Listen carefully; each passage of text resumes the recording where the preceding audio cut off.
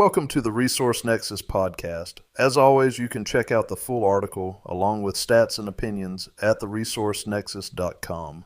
Today we're diving into one of the most intriguing coaching stories in college basketball, Dave Smart. Now, if you followed him last year at Pacific, you might have been a little underwhelmed. I know I was. Year one didn't quite live up to the expectations we had, but year two, that's a different story. He's back on track. Pacific is now up to 102nd in the net rankings after Smart took over a program that finished 360th the year before. That's not just improvement. That's a statement. That's a complete recalibration of where that program was headed. And it looks like Smart has finally caught up to Division I American basketball after a necessary adjustment period last season. And once that clicked, the results followed pretty quickly. And it immediately raises the obvious question, which program is going to be smart enough to snatch him up next? If I were a top mid-major in the A-10 or the Mountain West, or even a lower-tier Power 5 program, he'd be my first call, no hesitation. Honestly, I'd call him for jobs even higher up the ladder than that. His track record, his system, and his ability to develop players all scream upside. The only real question is, who's willing to take a big swing and trust what the data, the results, and the long-term arc are telling us? And that's what we're going to explore today.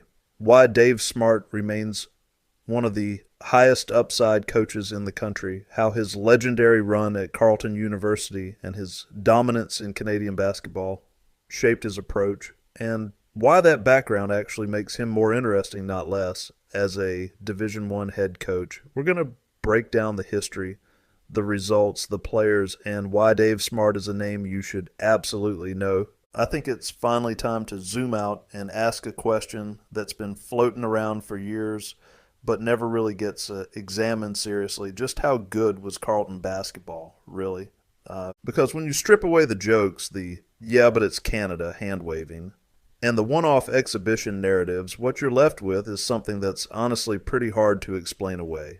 2 decades of dominance, repeated wins over legitimate NCAA teams, and a roster profile that does not line up at all with the level of performance they were producing. So in this analysis, I want to go back to the heyday of the Dave Smart era at Carleton. Not to hype it, not to mythologize it, but to actually interrogate it, to look at the results, the rosters, the exhibition wins, and the context around all of it, and then ask the uncomfortable question, if this team had played in the NCAA, what would that have looked like? Because the success Carleton had under Smart wasn't a flash in the pan. It wasn't one special group or one lucky run. It was sustained, methodical, and frankly a little bit unsettling if you're trying to explain it using conventional talent evaluation. And let's start with the accomplishments, because they matter and because they set the baseline for everything else. Carleton University has won the Canadian National Championship 17 times. Under Dave Smart alone, they won 13 titles and compiled a jaw-dropping record of 591 wins and just 48 losses. That's not dominance. That's institutional control. But what really separates Carleton from every other Canadian program is what happened outside their own borders. Over the years, Carleton has beaten Division I teams 35 times in exhibition games, and this isn't a list padded with bottom feeders. And the names read like a roll call of real college basketball programs: Baylor, TCU, Wisconsin, Ole Miss, Cincinnati, Providence, Vanderbilt, Alabama, Wichita State, Texas Tech, Memphis, Vermont, St. Louis, and plenty more. And this part is important. Several of these teams were not just tournament teams. They were highly ranked teams.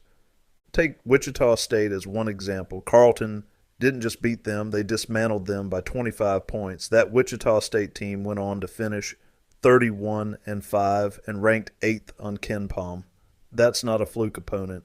That's an elite team getting run off the floor with future NBA players Landry Shamet and Austin Reeves on the team. Or Wisconsin.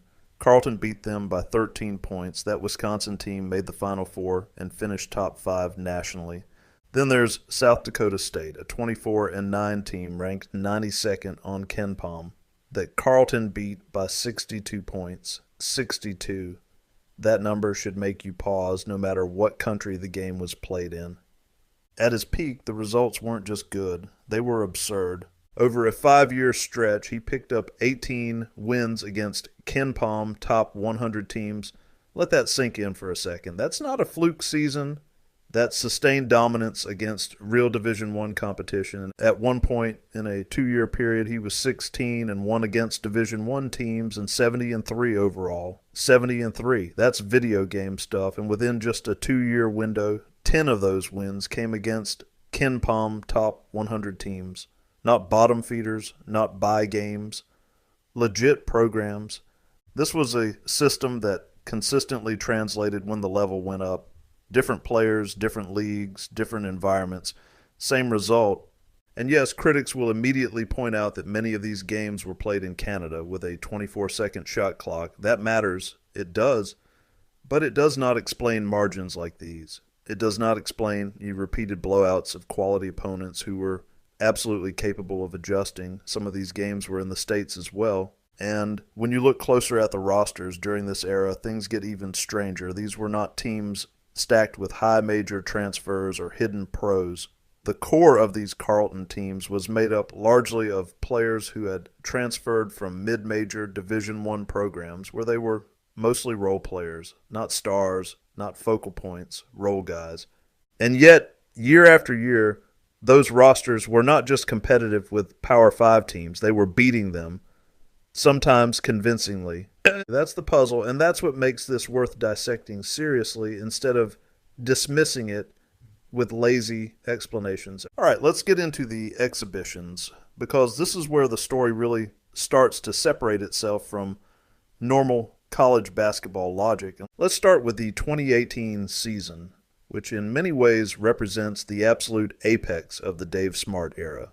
In August of that year, a group of Division I teams came north to Ottawa for exhibition games, and what followed honestly looked less like competitive basketball and more like controlled demolition. Maryland Eastern Shore came in and lost by 43. South Dakota State, a team that would later play in the NIT, lost twice. Once by 19 and then again by 62 points. Miss, an eventual 8 seed in the NCAA tournament, lost by 18. Cincinnati, a 7 seed, lost by 19. Let's pause on that for a second. These weren't rebuilding teams. These weren't November bye games against bottom-tier programs. These were NCAA and NIT caliber teams getting handled decisively. Carleton finished that season 22-1 and won the Canadian National Championship. Their average margin of victory across the entire season was 32 points per game. 32. At that point, dominant doesn't really do it justice. It was clinical. It was surgical. And what makes it even more fascinating is the roster itself.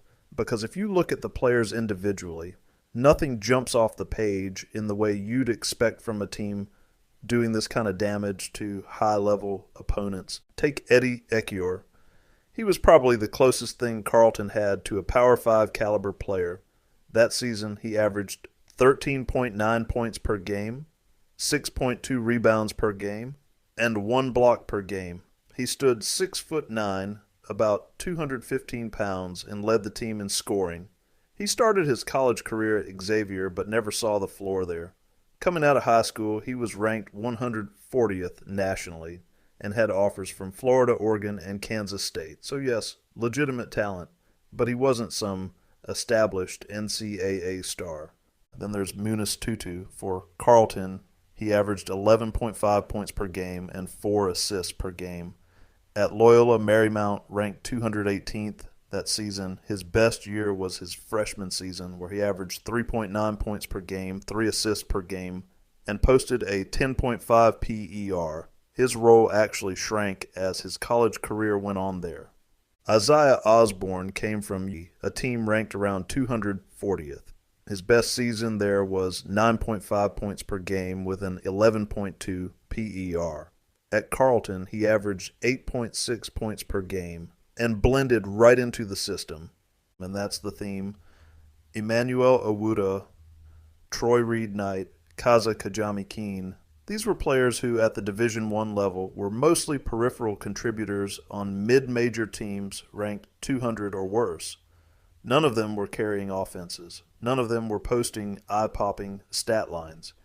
Yet at Carleton, surrounded by the same structure, the same system, and the same coaching philosophy, they collectively became something far greater than the sum of their parts.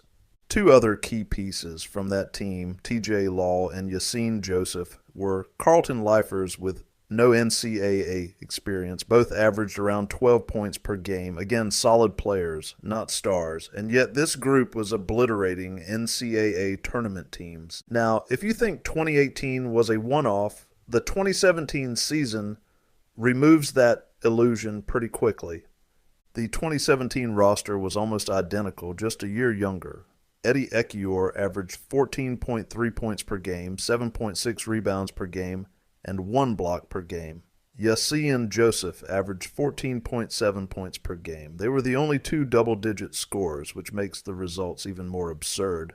That year, Carleton went 10-2 against Division I teams, and this time most of those games were not on Canadian soil. They beat Providence on the road. Providence was ranked 63rd and ended up a 10 seed in the NCAA tournament.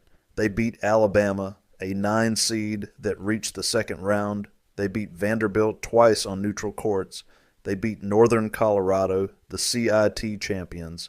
Yes, they lost to James Madison and Towson. That matters. They weren't invincible. But they also picked up 5 wins over eventual top 100 teams, including 2 on neutral courts and 1 true road win against an NCAA team.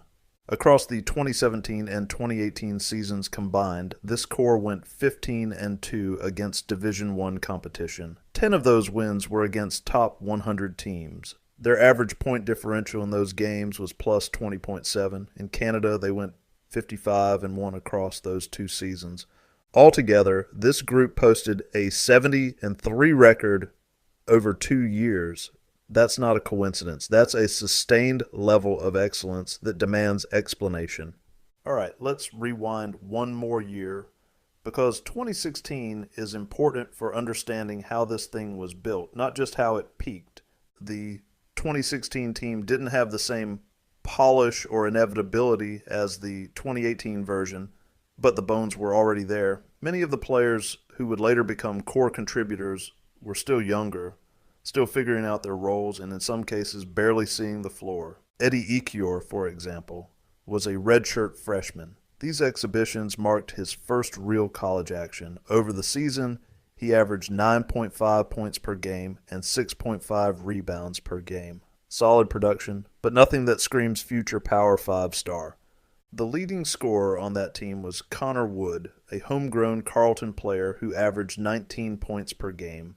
And then there's Kaza Kajami Keen, who really embodies the strange through line of this entire program. Kajami Keen averaged 15.5 points per game, 5.2 assists per game, and 4.1 rebounds per game for Carleton. Before that, he played at Cleveland State and Illinois State. At Illinois State, across 2 seasons, he averaged just 2 points per game. At Cleveland State, ranked 89th that year, he averaged 4.3 points per game with an 11 PER. In other words, another mid-major guard who barely registered statistically at the Division I level, then walks into Carleton and becomes a lead creator. And once again, the exhibitions defied expectations. Carleton lost close games to LaSalle and Providence on the road. Those were real road environments. They beat Morgan State by 51.